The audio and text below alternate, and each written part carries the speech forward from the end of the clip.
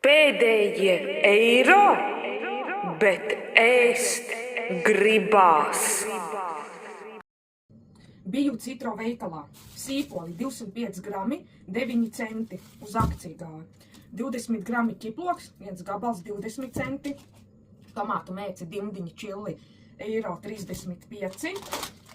Tā, makaroni, dobeles €9. Un tad vēl iegāju Forevers veikalā, nopirku šādu speķīti kūpinātu gaļiņu, 253 grami, €8. Kopējā summa 3,81.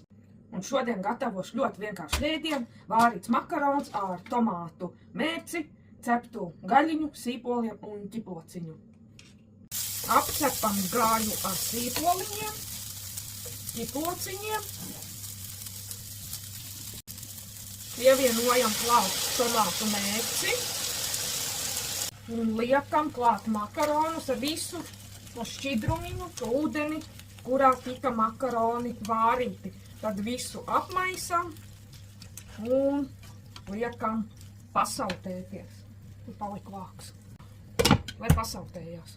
Sanāca šāds ēdiens, makaroni ar tomātu mērci. Garšojam. Ļoti labi. Karsts tikai. Garšīgi.